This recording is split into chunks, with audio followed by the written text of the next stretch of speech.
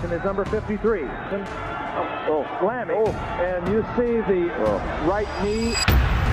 And the Seahawks have the football. Earl Thomas came up with it after Johnny Knox caught it and lost it. And Johnny is down. Here's Chubb trying to pick his way inside the 5, and he does. Knocked down into the 3. Ball came out, but he was down. Minkah Fitzpatrick. A very, very key play because I doubt that very much. If anybody else but just with what Sanders would have held out of that one. Joe Theismann, the leg that snapped Monday night.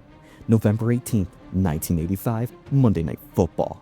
Washington quarterback Joe Theismann lined up for a trick play against the Giants, but instead of a highlight, America got a nightmare. Lawrence Taylor stormed in from the blind side. Harry Carson finished the sack, and Theismann's lower right leg folded like a hinge in the wrong direction. Both the tibia and fibula snapped, one bone piercing through the skin. A compound fracture so horrific, the broadcast refused to show a replay. Theismann later said he felt burning pain and looked down to see his foot pointing the wrong way. That night, his career was over. A Super Bowl champion with more than 25,000 passing yards erased in one moment. Lawrence Taylor didn't just sack quarterbacks, he ended careers on live TV. 1 second of chaos can reverse a decade of building. That's the razor edge everyone plays on. Alex Smith, the leg that almost killed him. 2018, Washington quarterback Alex Smith dropped back against Houston, and J.J. Watt plus Kareem Jackson crashed in. Smith's right leg folded, snapping both the tibia and fibula. Brutal, but what came after was worse. Post-surgery, a flesh-eating bacterial infection set in. He endured 17 surgeries, lost 30% of the muscle in his leg. Doctors debated amputation. Some said survival itself was a miracle. 2 years later, Smith shocked the world. He came back, limping, braced, but still playing. He even won Comeback Player of the Year. Alex Smith didn't just beat defenders, he beat medical textbooks that said he shouldn't be walking. Resilience is the only weapon when your body betrays you. Even miracles require scars. Nick Chubb, the knee that buckled twice. September 2023, Browns running back Nick Chubb took a low hit near the goal line. His left knee bent inward at a grotesque angle, ligaments tearing, joint dislocating. ESPN refused to replay it. The crowd groaned in horror. For Chubb, it was deja vu. In college, he survived a nearly identical catastrophic knee injury.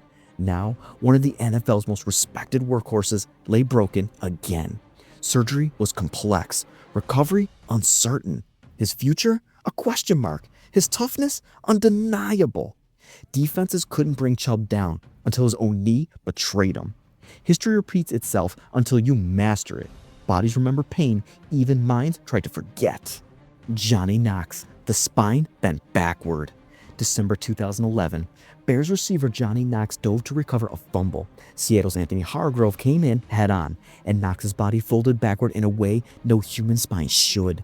A fractured vertebrae, immediate spinal fusion surgery. He lost 35 pounds in recovery, needed help just to walk again. His career ended at 25 years old, fresh off a Pro Bowl season.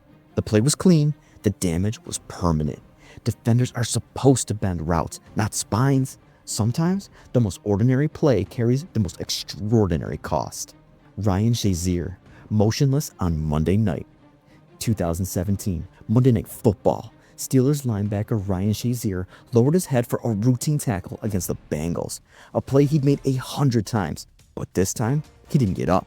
Shazier lay motionless, clutching at his spine, diagnosed with a spinal contusion. He needed emergency surgery and years of rehab. Doctors warned he might never walk again, but he did. Shazier stood again. He danced at his own wedding. Football ended for him, but resilience gave him another life.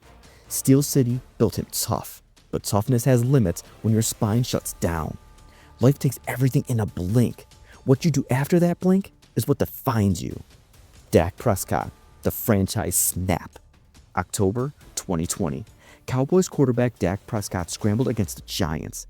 Tackled awkwardly, he rolled over, and his ankle bent at a chilling 90 degrees. A compound fracture and dislocation.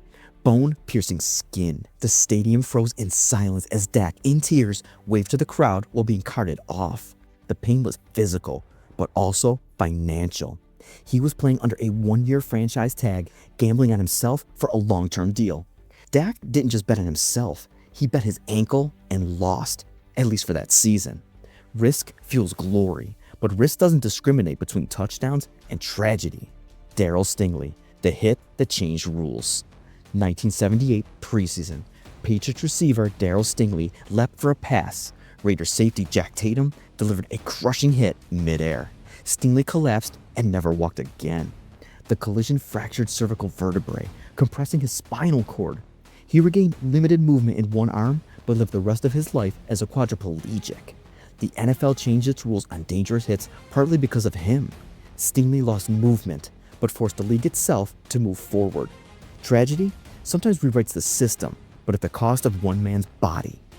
Chuck Hughes, death on the field. October 24th, 1971. Lions receiver Chuck Hughes collapsed with under 2 minutes left against the Bears. He never got up. Hughes suffered a heart attack on the turf. Teammates froze in shock. Medics rushed in, but nothing worked. He was pronounced dead minutes later, the only NFL player to die during a game. He was just 28 years old, seemingly healthy, but later tests revealed advanced heart disease. Football is measured in yards and seconds. For Chuck Hughes, it was measured in heartbeats, and he ran out mid-play. Life can look normal until the moment it isn't. Football only exposed what was already there. Reggie Bush, betrayed by the sideline. 2015, returning a punt for the 49ers, Reggie Bush was shoved out of bounds in St. Louis, but instead of grass, his cleat hit exposed concrete. He slipped instantly, tearing his ACL. A non-football injury ended his season. Bush later sued the stadium and won, but the damage was already done. A career of electric highlights reduced to a freak accident on bad stadium design.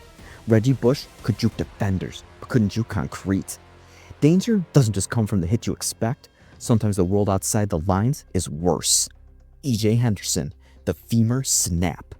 2009, Vikings linebacker E.J. Henderson wrapped up a runner and his leg snapped under him. A broken femur. The sound echoed on the broadcast. Trainers rushed in, stabilizing the leg before swelling collapsed it completely. Surgery required a titanium rod. Against the odds, Henderson returned the next season, but the image of his femur snapping is still burned into NFL memory. The femur is the strongest bone in the body. Even it couldn't survive the NFL grind. Even the strongest structures collapse when enough pressure hits the right spot. From Joe Theismann's shattered leg to Dak Prescott's snapped ankle, every gruesome injury is more than pain. It's a reminder. The NFL sells itself as strength, toughness, invincibility. But underneath, every snap is a gamble. Glory is built on fragility. And the game never apologizes when it takes back everything in a blink. That's why these moments stick. They're not just injuries, they're lessons in how thin the line is between legendary and forgotten. Football calls it next man up. The rest of us call it what it really is, a reminder that no one is untouchable.